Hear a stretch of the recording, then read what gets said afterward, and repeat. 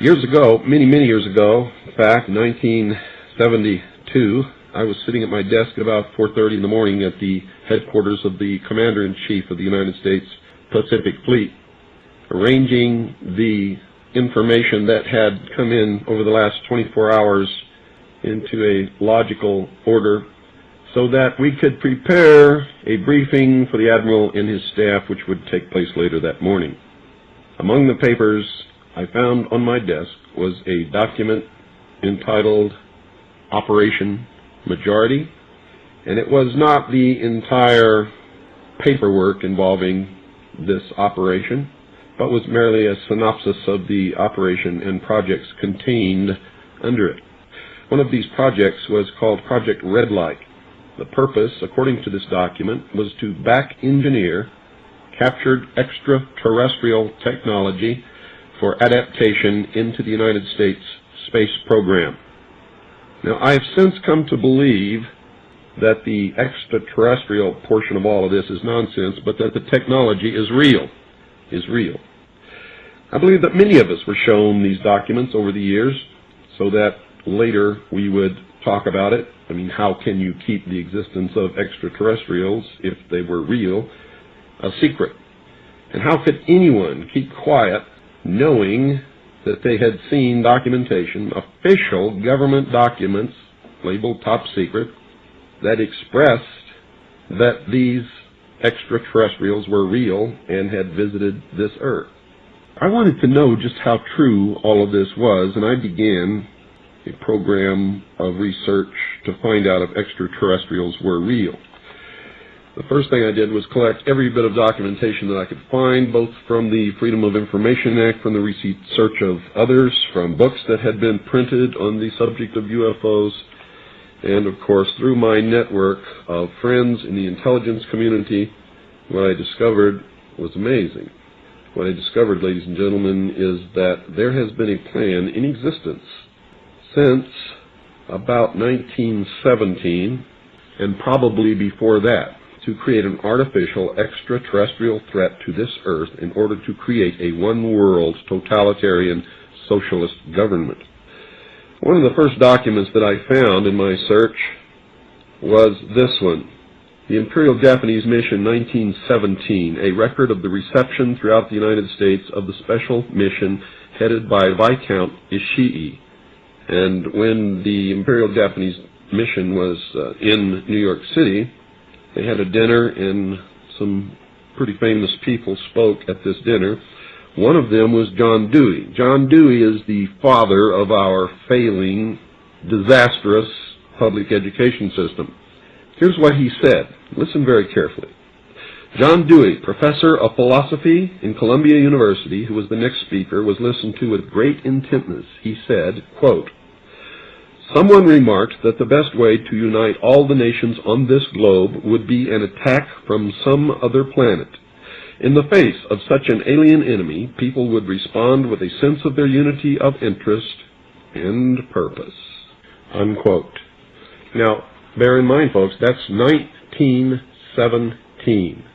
One of the next documents that I found, and I found quite a few, but one that's pretty important, is called the Report from Iron Mountain, the probability and desirability of permanent peace. Now, I encourage you to find this book, wherever you can find it. I don't know where you can get it, but find it. Page 66. Credibility, in fact, lies at the heart of the problem of developing a political substitute for war. This is where the space race proposals, in many ways so well suited as economic substitutes for war, fall short. The most ambitious and unrealistic space project cannot of itself generate a believable external menace. It has been hotly argued that such a menace would offer the last best hope of peace, etc., by uniting mankind against the danger of destruction by creatures from other planets or from outer space. Experiments have been proposed to test the credibility of an out-of-our-world invasion threat. And it continues on another page. Nevertheless, an effective political substitute for war would require alternate enemies, some of which might seem equally far-fetched in the context of the current war system. It may be, for instance, that gross pollution of the environment can eventually replace the possibility of mass destruction by nuclear weapons as the principal substitute for war. Are you beginning to get the message, folks? Poisoning of the air and of the principal sources of food and water supply is already well advanced, and at first glance would seem promising in this respect. It constitutes a threat that can be dealt with only through social organization and political power. But from present indications, it will be a generation to a generation and a half before environmental pollution, however severe, will be sufficiently menacing on a global scale to offer a possible basis for a solution. However unlikely some of the possible alternate enemies we have mentioned may seem, we must emphasize that one must be found of credible quality and magnitude if a transition to peace is ever to come about without social disintegration. It is more probable, in our judgment, that such a threat will have to be invented rather than developed from unknown conditions. Ladies and gentlemen, they have created so many alternate enemies in order to bring about their one-world totalitarian socialist state that we don't know which enemy to believe is real or is false, or whether to just toss them all out on their ears. And I think that that is probably going to be the best solution. Disarmament is no accident. All of these bills in Congress to take away our weapons is no accident. The intentional environmental pollution of our lakes, rivers, streams, oceans, forests, everything is no accident, as you just heard. These things were planned many, many years ago. All the bombardment of the public with movies about flying saucers in the 50s, right after the United Nations Treaty was signed and the UN Participation Act was pushed through Congress, and all of the incidents since that have convinced the majority of the American people that flying saucers are real and extraterrestrials exist, and that flying saucers are from an extraterrestrial origin. This is being promulgated in many ways, by television commercials, in the movies, in the newspapers, by creating incidents either real or imagined. I believe, because of my research, and because of the extensive documentation that I've found and that is in my book, that this whole scenario has been created to give us an artificial alien threat from outer space. During the Reagan administration, he made 6 speeches, specifically talked about a threat from outer space by some other species from some other planet. 6, ladies and gentlemen. Why would the president repeat the same thing 6 times, tagged on to the ends of speeches by him? The speechwriters did not put that in the speech. Ronald Reagan added it himself. Perhaps we need some outside universal threat. I occasionally think how quickly our differences worldwide would vanish if we were facing an alien threat from outside this world.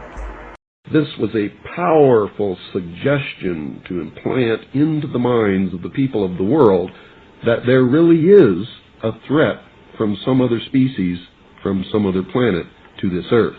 Now, you people out there have been ignoring the UFO phenomenon for too long. It has all the earmarks of the most successful, most sophisticated mind control operation in the history of the world, and you are ignoring it.